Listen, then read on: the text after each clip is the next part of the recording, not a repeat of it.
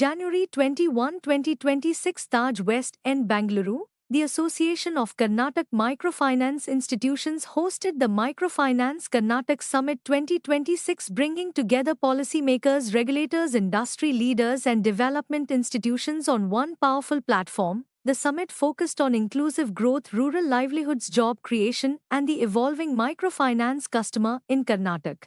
Honorable Revenue Minister Krishna Baya Govda addressed the gathering, highlighting the role of microfinance in strengthening grassroots economies. Senior government leaders from finance, rural development, and regulatory institutions shared insights on fiscal reforms, financial inclusion, and responsible lending. Industry experts presented the outlook for NBFCs and microfinance institutions in a changing economic landscape. To high-impact panel discussions explored microfinance as a driver of employment, digital adoption, customer-centric innovation, and sustainable rural growth. The summit concluded with felicitation of key microfinance leaders, reaffirming a shared vision of inclusive and resilient financial ecosystems for Karnataka. ಇದು ಕಾರ್ಯಕ್ರಮ Karnataka micro finance institutions ಒಂದು association ಆಕ್ಮಿ ಅಂತೇಳಿ. ಇದು ಎಲ್ಲ RBI ನಿಯಂತ್ರಿತ ಸಂಸ್ಥೆಗಳನ್ನು ಒಳಗೊಂಡಂಥ ಒಂದು ಸಂಘಟನೆ. ಕರ್ನಾಟಕದಲ್ಲಿ ಇದು 2008ರಲ್ಲಿ ಪ್ರಾರಂಭ ಆಯಿತು. ಈ ಸಂಘಟನೆಯಲ್ಲಿ ಬಹಳ ಮುಖ್ಯವಾಗಿ ಗ್ರಾಮೀಣ ಹೆಣ್ಣು ಮಕ್ಕಳಿಗೆ ಸಂಘದ ಮುಖಾಂತರ, ಸ್ವಸಹಾಯ ಸಂಘದ ಮುಖಾಂತರ, JLG ಮಾಡೆಲ್ ಮುಖಾಂತರ ಕಿರು ಸಾಲಗಳನ್ನ ಕೊಡ್ತಕ್ಕಂಥದ್ದು, ಅವರ ಆರ್ಥಿಕ ಚಟುವಟಿಕೆಗಳನ್ನು ಅಭಿವೃದ್ಧಿ ಪಡಿಸ್ಕೊಳ್ಳೋಂಥದ್ದು, ಒಂದು ವ್ಯವಸಾಯ ಇರ್ಬೋದು, ಪಶುಸಂಗೋಪನೆ ಇರ್ಬೋದು, ಅಥವಾ ಟೈಲರಿಂಗ್ ಇರ್ಬೋದು, ಅಥವಾ ಒಂದು ಸಣ್ಣ ಗುಡಿ ಕೈಗಾರಿಕೆಗಳಿರ್ಬೋದು, ಇದನ್ನು ಅಭಿವೃದ್ಧಿ ಪಡಿಸ್ಕೊಳ್ಳೋದಕ್ಕೆ ಮಹಿಳೆಯರು ಸ್ವತಂತ್ರವಾಗಿ ಸ್ವಾವಲಂಬಿಗಳಾಗಿ ಮುಂದುವರಿಯೋದಕ್ಕೆ ಈ ಹಣಕಾಸು ಸೇವೆಗಳು ಬಹಳ ಉತ್ತಮವಾಗಿ ಕಾರ್ಯಕಲ್ಪಿತವಾಗಿದ್ದಾವೆ. ಈ association of Karnataka micro finance ಇನ್ಸ್ಟಿಟ್ಯೂಷನ್ನಲ್ಲಿ ಎಲ್ಲ ಸಂಸ್ಥೆಗಳನ್ನ ನಿಯಂತ್ರಣ ಮಾಡೋಂಥದ್ದು, ಹಾಗೆಯೇ ಯಾವ ರೀತಿ ಈ ಕೆಲಸ ನಾವು ಮಾಡಬೇಕು, ಯಾವ ರೀತಿ ಜನಗಳಿಗೆ ಸಹಕಾರ ನೀಡಬೇಕು ಅನ್ನೋದ್ರ ಬಗ್ಗೆ ಹೆಚ್ಚಿನ ಗಮನ ಕೊಡುತ್ತೆ. ಇವತ್ತಿನ ಕಾರ್ಯಕ್ರಮದಲ್ಲಿ, ಈ ಒಂದು ಕಾರ್ಯಾಗಾರದಲ್ಲಿ ಇದುವರೆಗೂ ಏನು ಕರ್ನಾಟಕದಲ್ಲಿ ನಾವು ಮಾಡಿದ್ದೀವಿ, ಮುಂದೆ ನಾವು ಏನು ಮಾಡ್ತಾ ಇದ್ದೀವಿ ಅನ್ನೋದ್ರ ಬಗ್ಗೆ ಸವಿಸ್ತರವಾದ ಚರ್ಚೆ ಆಗ್ತಾ ಇದೆ. ಹಾಗೆಯೇ ಈ RBI ನಿಯಂತ್ರಿತ ಸಂಸ್ಥೆಗಳಾದಂಥ NBFCಗಳು, NBFC MFIಗಳು, ಸ್ಮಾಲ್ ಫೈನಾನ್ಸ್ ಬ್ಯಾಂಕ್ಗಳು ಮತ್ತು ಕಮರ್ಷಿಯಲ್ ಅಥವಾ ಪ್ರೈವೇಟ್ ಬ್ಯಾಂಕ್ಸ್ ಎಲ್ಲರೂ ಕೂಡ ಈ ಒಂದು ಒಕ್ಕೂಟದ ಸದಸ್ಯರಾಗಿದ್ದಾರೆ. ಇವರೆಲ್ಲ ಸೇರಿ ಒಟ್ಟು ಕರ್ನಾಟಕದಲ್ಲಿ ಎಲ್ಲ ಒಂದು ಸಂಸ್ಥೆಗಳ ಮುಖಾಂತರ ನಾವು ನೋಡೋದಾದರೆ 42,000 ಕೋಟಿ ಅಷ್ಟು ಸಾಲದ ವ್ಯವಹಾರಗಳು ನಡೆದಿದೆ ಕರ್ನಾಟಕ ರಾಜ್ಯದಲ್ಲಿ. ಅನೇಕ ಮಹಿಳೆಯರು, 68 ಲಕ್ಷ ಮಹಿಳೆಯರು ಈ ಸಾಲಗಳ ಸೌಲಭ್ಯಗಳನ್ನ ಪಡ್ಕೊಂಡಿದ್ದಾರೆ. ಸುಸೂತ್ರವಾಗಿ ಮರುಪಾವತಿನ ಮಾಡ್ತಾ ಇದ್ದಾರೆ, ಮರು ಸಾಲಗಳನ್ನ ಪಡ್ಕೊಳ್ತಾ ಇದ್ದಾರೆ. ಇದು ಹೀಗೆ ಸುಸ್ಥಿರವಾಗಿ ನಡೆದಲ್ಲಿ ಖಂಡಿತವಾಗ್ಲೂ ನಮ್ಮ ಗ್ರಾಮೀಣ ಅಭಿವೃದ್ಧಿ ಕನಸು ನನಸಾಗುತ್ತೆ.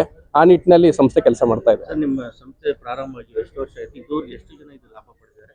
ಮತ್ತೆ ಹೇಗೆ ಸರ್ ಜಾಯಿನ್ ಮಾಡೋದು ನಿಮ್ಮ ಸಂಸ್ಥೆ ಹೇಗೆ? ಇದು ಮುಖ್ಯವಾಗಿ ನಾನು ಹೇಳಿದಾಗೆ RBI ನಿಯಂತ್ರಿತ ಸಂಸ್ಥೆಗಳು ಇದರ ಸದಸ್ಯರಾಗಿರ್ತಾರೆ. ಒಟ್ಟು ಈ ಸಂಸ್ಥೆ association of Karnataka micro finance institution 2008ರಲ್ಲಿ ಪ್ರಾರಂಭ ಆಗಿದ್ದು. ಸೊ ಇದುವರೆಗೂ ಸುಸೂತ್ರವಾಗಿ ನಡ್ಕೊಂಡು ಬರ್ತಾ ಇದೆ. ಸಣ್ಣ ಪುಟ್ಟ ಯಾವುದೇ ಪ್ರಾಬ್ಲಮ್ಸ್ ಬಂದರೂ ಕೂಡ ನಮ್ಮ ರಾಜ್ಯದಲ್ಲಿ ಈ ಸಂಸ್ಥೆ ಮುಂದೆ ನಿಂತು ಕಾರ್ಯನಿರ್ವಹಿಸುತ್ತೆ.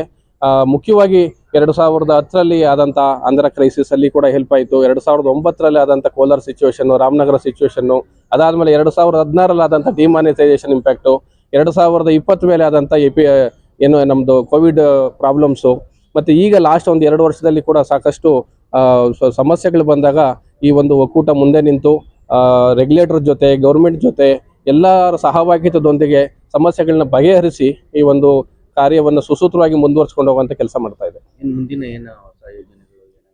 ಮುಂದಿನ ಯೋಜನೆಗಳು ಖಂಡಿತವಾಗಿ ಇನ್ನೂ ಹೆಚ್ಚು ಗ್ರಾಹಕರನ್ನ ತಲುಪಂಥದ್ದು, ಹೆಚ್ಚು ಮಹಿಳಾ, ಗ್ರಾಮೀಣ ಮತ್ತು ಇವನ್ ನಗರ ಪ್ರದೇಶದ ಬಡ ಮಹಿಳೆಯರನ್ನ ಒಂದು ಸುಸಂಘಟಿತವಾಗಿ ಅವರಿಗೆ ಸ್ವಸಹಾಯ ಸಂಘದ ಮೂಲಕ, JLG ಮಾಡೆಲ್ ಮುಖಾಂತರ ಸಾಲ ಸೌಲಭ್ಯಗಳನ್ನ ಕಲ್ಪಿಸಿ ಹೆಚ್ಚಿನ ಬಡ್ಡಿ ದರಕ್ಕೆ ಅವರು ತುತ್ತಾಗಬಾರ್ದು. ಬಹಳ ಮುಖ್ಯವಾಗಿ ಬಡವರಿಗಿರ್ತಕ್ಕಂಥ ಒಂದು ತೊಂದರೆ ಏನಂದರೆ, ಅವರ ಸಾಲಗಳು ಹೆಚ್ಚಿನ ಬಡ್ಡಿಗೆ ಹೋದಾಗ ಅವ್ರು ದುಡ್ದಿದ್ದೆಲ್ಲ ಬಡ್ಡಿ ಕಟ್ಟಬೇಕಾಗುತ್ತೆ. ಅದನ್ನು ಹೋಗಲಾಡಿಸಿ ಒಂದು ಸುಸ್ಥಿರವಾದಂಥ ಫೈನಾನ್ಷಿಯಲ್ ಇನ್ಕ್ಲೂಷನ್ ಮಾಡಬೇಕನ್ನೋದು ರಿಸರ್ವ್ ಬ್ಯಾಂಕ್ ಆಫ್ ಇಂಡಿಯಾದ ಒಂದು ಆದ್ಯತೆ. ಹಾಗಾಗಿ ಅವರ ಒಂದು ಗೈಡ್ಲೈನ್ಸ್ ಪ್ರಕಾರ ಈ ಒಂದು ಎಲ್ಲ ಕಾರ್ಯಕ್ರಮಗಳು ನಡೆಯುತ್ತೆ. ಮುಂದಿನ ದಿನಗಳಲ್ಲಿ ಹೆಚ್ಚು ಮಹಿಳೆಯರನ್ನ ತಲುಪಿ, ಹೆಚ್ಚು ಸಾಲ ಸೌಲಭ್ಯಗಳು ನೀಡಿ, ಸಮಸ್ಯೆಗಳನ್ನ ಬಗೆಹರಿಸಿ ಅವರು ಆರ್ಥಿಕವಾಗಿ ಮುಂದುವರಿಬೇಕು ಅನ್ನೋದು ಉದ್ದೇಶವಾಗಿದೆ. ನಮ್ಮ ಹೆಸರು ಶಾಂತಕುಮಾರ್ ಅಂತ, ನಾನು ಇಲ್ಲಿ ವೈಸ್ ಚೇರ್ಮನ್ ಆಗಿದ್ದೀನಿ ಆಕ್ಮಿನಲ್ಲಿ. Thank you. Sir, micro finance ಅಂತ ಹೇಳಿದ್ರೆ ಮುಖ್ಯವಾಗಿ ಆರ್ಥಿಕ ಸೇರ್ಪಡೆಗೋಸ್ಕರ, ಅಂದರೆ ಫೈನಾನ್ಷಿಯಲ್ ಇನ್ಕ್ಲೂಷನ್ಗೋಸ್ಕರ ಮಾಡಿದಂಥ ಒಂದು ಅಭಿವೃದ್ಧಿಯ ಪರವಾದಂಥ ಒಂದು ಕಾರ್ಯಕ್ರಮ ಆಗಿರುತ್ತೆ. ಇದನ್ನು ರಿಸರ್ವ್ ಬ್ಯಾಂಕ್ ಆಫ್ ಇಂಡಿಯಾದ ಗೈಡ್ಲೈನ್ಸ್ ಪ್ರಕಾರವಾಗಿ ನಡೆಸಲಾಗುತ್ತೆ. ಅದ್ರ ಪ್ರಕಾರ ಏನು ಹೇಳ್ತಾರೆ ಅಂತ ಹೇಳಿದ್ರೆ, ಯಾವುದೇ ಕುಟುಂಬದ ಆದಾಯ 3 ಲಕ್ಷಕ್ಕಿಂತ ಕಡಿಮೆ ಇರತಕ್ಕಂಥ ಕುಟುಂಬಗಳಿಗೆ ಯಾವುದೇ ಆಧಾರವಿಲ್ಲದೆ, ಅಂದರೆ ಯಾವುದೇ ಕೊಲಾಟ್ರಲ್ ಇಲ್ದಿರ 3 ಲಕ್ಷದವರೆಗೂ ಆದಾಯ ಇರತಕ್ಕಂಥ ಕುಟುಂಬಗಳಿಗೆ ಸಾಂಸ್ಥಿಕ ರೂಪದಲ್ಲಿ ನೀಡ್ತಕ್ಕಂಥ ಸಾಲಗಳನ್ನು ಮೈಕ್ರೋ ಫೈನಾನ್ಸ್ ಅಂತ ಕರೀತಾರೆ. ಅಂದರೆ ರಿಸರ್ವ್ ಬ್ಯಾಂಕ್ ಆಫ್ ಇಂಡಿಯಾದಿಂದ ಮಾನ್ಯತೆ ಪಡೆದಿರತಕ್ಕಂತಹ ಸಂಸ್ಥೆಗಳು, ಅಂದರೆ ರೆಗ್ಯುಲೇಟೆಡ್ ಎಂಟಿಟೀಸ್ ಅಂತ ಹೇಳಿ ಕರಿತೀವಿ, ಅಂಥವರು ನಮ್ಮ ಮೆಂಬರ್ಸ್ ಆಗಿರ್ತಾರೆ. MFIN micro finance industry network ಏನಿದೆ, ಇದು ರಿಸರ್ವ್ ಬ್ಯಾಂಕ್ ಆಫ್ ಇಂಡಿಯಾದಿಂದ ಮಾನ್ಯತೆ ಪಡೆದಿರತಕ್ಕಂತಹ ಸಂಸ್ಥೆಯಾಗಿದ್ದು ಮೈಕ್ರೋ ಫೈನಾನ್ಸನ್ನು ಮಾನಿಟರಿಂಗ್ ಮಾಡಲಿಕ್ಕೋಸ್ಕರ ಇರತಕ್ಕಂಥ ಸಂಸ್ಥೆ ಆಗಿದೆ. ನಾವು ಭಾರತದಾದ್ಯಂತ ಕೆಲಸ ಮಾಡ್ತಾ ಇದ್ದೇವೆ. ನಮ್ಮ ರಾಜ್ಯದಲ್ಲಿ ಸುಮಾರು ಬಡತನ ಕುಟುಂಬಗಳಿದೆ ಸರ್. ಎಷ್ಟು ಈಗ ಈ ಥರ ಕುಟುಂಬಗಳಿದೆ ಸರ್ ಈ ಥರ? ಓಕೆ, ಈಗಾಗಲೇ ಶಾಂತಕುಮಾರ್ ಹೇಳಬೇಕಾದ್ರೆ ಹೇಳ್ತಾ ಇದ್ರು, ಕರ್ನಾಟಕದಲ್ಲಿ ಸುಮಾರು 60 ಲಕ್ಷ ಇಂಡಿವಿಜುವಲ್ಸ್ ಈಗಾಗಲೇ ಮೈಕ್ರೋ ಫೈನಾನ್ಸ್ನ ಬೆನಿಫಿಟನ್ನು ತೆಗೆದುಕೊಂಡಿದ್ದಾರೆ. ಸುಮಾರು 1,20,00,000 ಅಕೌಂಟ್ಗಳಿದ್ದಾವೆ. 60 ಲಕ್ಷ ಇಂಡಿವಿಜುವಲ್ಸ್ ಅಷ್ಟು ವೈಯಕ್ತಿಕ ಮಹಿಳೆಯರು ಸಾಲವನ್ನು ಪಡೆದುಕೊಂಡಿದ್ದಾರೆ. ಸುಮಾರು MFIN ಮೆಂಬರ್ಸೇ 52 ಮೆಂಬರ್ಸ್ ಕೆಲಸ ಮಾಡ್ತಾ ಇದ್ದಾರೆ. ಅದನ್ನು ಹೊರತುಪಡಿಸಿ ಕೂಡ ಸುಮಾರು ಒಂದು 15 ಇರ್ಬೋದು, ಸುಮಾರು ಒಂದು 65-70 ಮೈಕ್ರೋ ಫೈನಾನ್ಸ್ ಸಂಸ್ಥೆಗಳು, ಅಂದರೆ NBFCಗಳಿರ್ಬೋದು, NBFC MFIಗಳಿರ್ಬೋದು, ಸ್ಮಾಲ್ ಫೈನಾನ್ಸ್ ಬ್ಯಾಂಕ್ಗಳಿರ್ಬೋದು, ಎಲ್ಲರೂ ಕೂಡ ಈ ಸೆಗ್ಮೆಂಟ್, ಯಾರು ಬಡತನದ ಆಸ್ಪಾಸ್ನಲ್ಲಿದೆ ಅಂಥ ಜನರಿಗೆ ಜೀವನವನ್ನು ಉತ್ತಮಗೊಳಿಸ್ಕೊಳ್ಳಿಕ್ಕೋಸ್ಕರ ಈ ಒಂದು ಮೈಕ್ರೋ ಫೈನಾನ್ಸ್ ಸಾಲಗಳನ್ನು ನೀಡಲಾಗ್ತಾ ಇದೆ. ಮುಖ್ಯವಾಗಿ ಅವರ ಜೀವನವನ್ನು ಸುಗಮಗೊಳಿಸ್ಕೊಳ್ಳಿಕ್ಕೋಸ್ಕರ ಮತ್ತು ಒಳ್ಳೆ ವ್ಯಾಪಾರಗಳನ್ನು ಮಾಡಿ ಅವ್ರ ಜೀವನವನ್ನು ಉನ್ನತ ಮಟ್ಟಕ್ಕೆ ತೆಗೆದುಕೊಳ್ಳೋಕ್ಕೋಸ್ಕರ ಈ ಕಾರ್ಯಕ್ರಮವನ್ನು ಬೇರೆ ಮಾಡ್ತಾರೆ. ಏನು ಸರ್ ವಿಶೇಷತೆ ಮೈಕ್ರೋ ಫೈನಾನ್ಸಲ್ಲಿ ವಿಶೇಷತೆ ಏನಂತ ಹೇಳಿದ್ರೆ, ಮಹಿಳೆಯರ ಸ್ವಾವಲಂಬನೆ, ಮುಖ್ಯವಾಗಿ ಮಹಿಳೆಯರನ್ನೇ ಕಾನ್ಸಂಟ್ರೇಟ್ ಮಾಡಿ ಮಾಡ್ತಕ್ಕಂಥದ್ದು. ಮತ್ತು ಇದು ಬೇರೆ ಯಾರೋ ಬಂದು ಗುಂಪನ್ನು ಮಾಡಿಬಿಡುವಂಥದ್ದಲ್ಲ. ಇವಾಗ ಒಂದು ಗುಂಪನ್ನು ಮಾಡಿ ಸಾಲ ಕೊಡ್ತಾ ಇದ್ದಾರೆ ಅಂತ ಹೇಳಿದ್ರೆ, ಆ ಗುಂಪನ್ನು ಮಾಡ್ಕೊಳ್ತಕ್ಕಂಥವ್ರು ಮಹಿಳೆಯರೇ. ಅವರ ಅಕ್ಕಪಕ್ಕದಲ್ಲಿರ್ತಕ್ಕಂಥ ಸಾಮಾಜಿಕವಾಗಿ, ಆರ್ಥಿಕವಾಗಿ ಅವ್ರದ್ದೇ ಸ್ತರದಲ್ಲಿರ್ತಕ್ಕಂಥವ್ರನ್ನ ಗುರುತಿಸಿ, ಅವ್ರಿಗೆ ನಂಬಿಕೆ ಇರತಕ್ಕಂಥವ್ರನ್ನ ಅವರೇ ಗುರುತಿಸಿ ಒಂದು ಗುಂಪನ್ನು ಮಾಡಿಕೊಂಡು ಈ RBI ರೆಗ್ಯುಲೇಟೆಡ್ ಎಂಟಿಟೀಸ್ಗೆ ಅವರು ಅಪ್ರೋಚ್ ಮಾಡಿ ಗುಂಪಿನ ಮುಖಾಂತರವಾಗಿ ಸಾಲವನ್ನು ತೆಗೆದುಕೊಳ್ತಾರೆ ಮತ್ತು ಪ್ರತಿ ವಾರ ಅಥವಾ 15 ದಿನ ಅಥವಾ ತಿಂಗಳ ಕಂತುಗಳಲ್ಲಿ ಅದನ್ನು ಪಾವತಿಸ್ತಾ ಹೋಗ್ತಾರೆ. ಇದರಿಂದ ಏನಾಗ್ತದೆ, ಹೊರಗಡೆ ಹೋದರೆ 5%, 10%, 15% ಬಡ್ಡಿ ಕಟ್ಟಬೇಕು ಅಥವಾ ಏನಾದರೂ ಒಂದು ಅಡ ಇಡಬೇಕು, ಈ ಥರದ್ದೆಲ್ಲ ಪರಿಸ್ಥಿತಿ ಇರ್ತದೆ. ಆದರೆ ಈ ಗುಂಪಿನ ಸಾಲಗಳಲ್ಲಿ ಏನಾಗುತ್ತೆ, ಮೈಕ್ರೋ ಫೈನಾನ್ಸ್ನಲ್ಲಿ ಯಾವುದೇ ಥರದ ಅಡಮಾನ ಇಟ್ಕೊಳ್ಳುವಂಥದ್ದು ಇರೋದಿಲ್ಲ ಮತ್ತು ಬಡ್ಡಿ ದರ ಕಡಿಮೆ ಇರುತ್ತೆ. ಅಂದರೆ ನಿಮಗೆ 24% ವಾರ್ಷಿಕವಾಗಿ, ಅಂದರೆ ತಿಂಗಳಿಗೆ 2% ರೂಪದಲ್ಲಿ ಹೋಗುತ್ತೆ ಮೊದಲನೇ ಸಾಲ ಅಂತ ಆವ್ರೇಜ್ ತೊಗೊಳ್ಳೋದಾದರೆ.